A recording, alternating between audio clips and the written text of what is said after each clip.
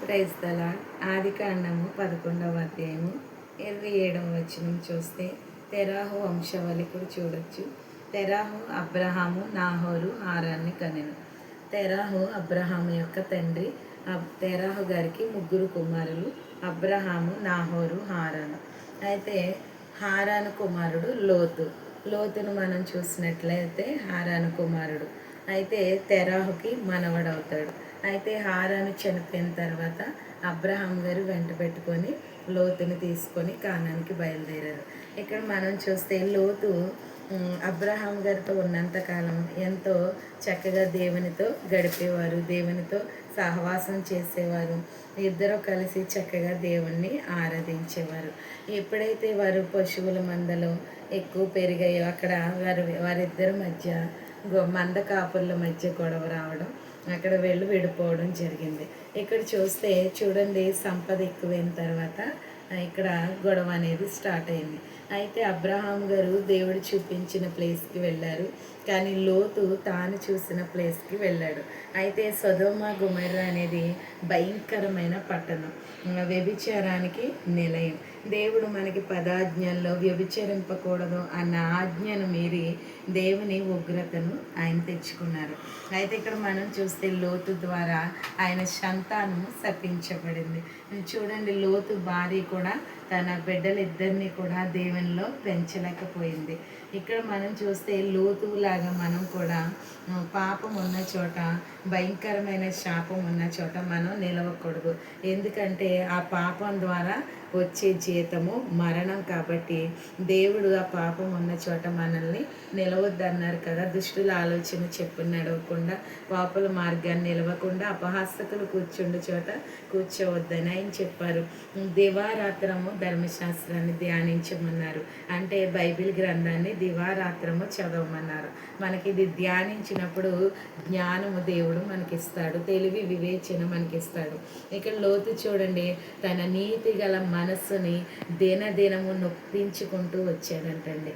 చూడండి, ఇంతవరకు ప్రార్థన చేసే వ్యక్తి దేవుని సహవాసాన్ని కోల్పోయాడు. మనం కూడా ఈరోజు చూస్తే లోకాశలకు లోనైపోయి, శరీరాశలకు లోనైపోయి, నేత్రాశకు లోనైపోయి, దేవుడు చూడొద్దు అన్న వాటిని మనం చూస్తూ, చేయొద్దన్న పనులు మనం చేస్తూ శాపాన్ని ఆహ్వానిస్తూ ఉన్నాము.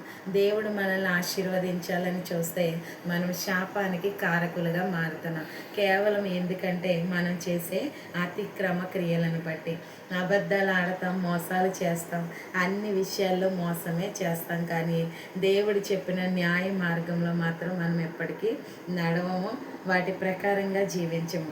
వాక్యాన్ని చదువుతాం, ప్రార్థన చేస్తాం, కానీ వాక్యానుసారమైన జీవితం మాత్రం మనలో ఉండదు. ఈ లోతు చూడండి, దేవునితో సహవాసం చేశాడు, చక్కగా దేవునితో నడిచాడు, అబ్రహాం గారితో కలిసి జీవించాడు. అక్కడ ఉన్నంతసేపు తనకి ఎంతో ఆనందం.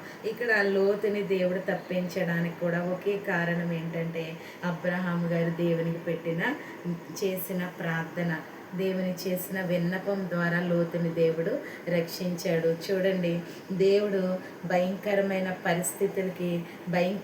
పరిస్థితుల్లో మనం ఉన్నప్పుడు అక్కడ దేవుడు నిలవద్దంటే మనం అక్కడే నిలబడి చూస్తాం.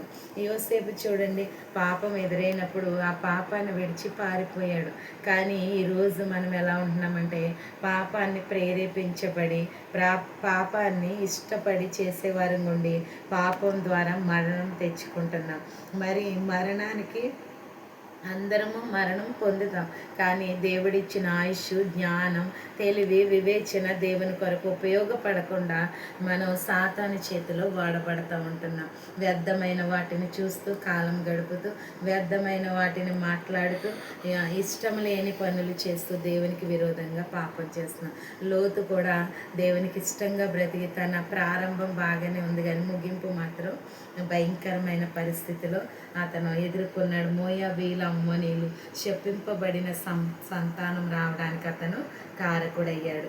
మరి మనం లోతు వలె ఉండకుండా చూడండి, అబ్రహాము వలె విశ్వాసంతో బ్రతికినట్లయితే, లోతు చేసిన కార్యాలు మనం చేయకుండా అబ్రహాము వలె విశ్వాసంతో దేవునిపై మనం ఆశ్రయించినట్లయితే దేవుడు మనల్ని ఎంతగానో ప్రేమిస్తాడు. ఆయన మనల్ని ఎంతగానో హెచ్చిస్తాడు. ఆయన కృప మనపై ఉంటుంది. కాబట్టి లోతు వలె మనం ఉండకుండా, మనం ఎక్కడ పాపం అక్కడ మనం నిలబడకుండా దేవుని కొరకు, దేవుని పనుల కొరకు, దేవుడిచ్చిన మాటల కొరకు, ఆ వాగ్దానాన్ని పొందుకొని మనం దేవుని కొరకు ముందుకు పరిగెట్టే వారంగా ఉండాలని, లోతు వలె మన జీవితం నాశనం అవ్వకూడదని దేవుడు మనతో మాట్లాడుతున్నారు. దేవుడు కొన్ని మాటలు దీవించుగాక. ఆమేన్. Praise the lord.